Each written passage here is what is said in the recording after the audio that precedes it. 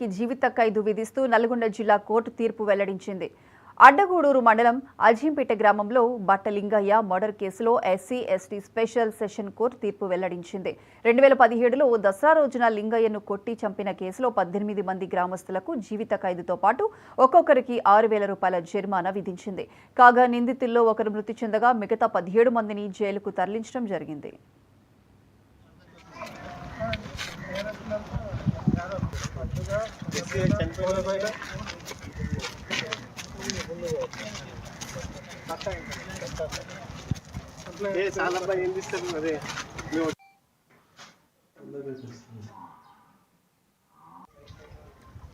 మేము దసరా కాడికి అన్ని రోజులు అక్కడనే ఉన్నాం. హైదరాబాద్లో ఉన్నాం. 5 ఏళ్ళు ఉన్నాం.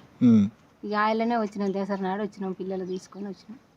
ఇక వచ్చి ఇక్కడ అన్నం వండుకున్నాం, కూర వండుకున్నాం. ఇక తిందామని నీళ్ళు కాగబెట్టి తానం చేసి ఉన్నాయి అంటే ఇక దసరా కాడికి పోయి ఇక పోయిండు. ఇక నాకు ఇక ఎక్కడ పోయిండు ఆడ పోయిండని మేము తెలాడుకుంటా పోయినా. అవతలకనే జమ్మి బియ్యం పెడుతుంటే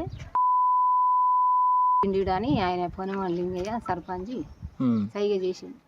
సైగ చేయగానే మంది అందరు వచ్చి వెనకంగా వచ్చి ఆ సచ్చిన ఆయన కొడుకు వచ్చి మీదంగా ఇట్లా నెట్టిండు. నెడతలో బోర్ల బొక్కలు పడ్డాడు.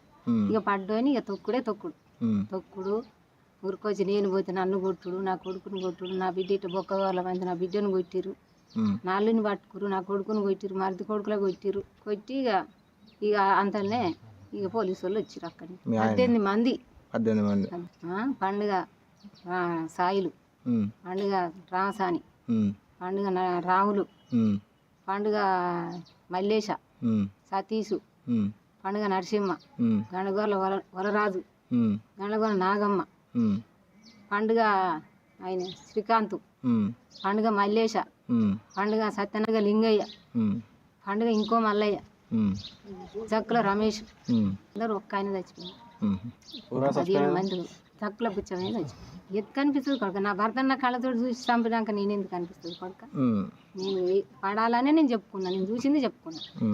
ఇక నన్ను జాగొట్టి మా ఆయన జాగొట్టినా లేదనుకున్నా నాన్న అనుకుని నేను చెప్పుకున్నా. నా పరిస్థితి మొత్తం ఇక నన్ను కూతలు మాటలు బెదిరించుడు, నేను చంపుతాం చేస్తాం అనరాని మాట.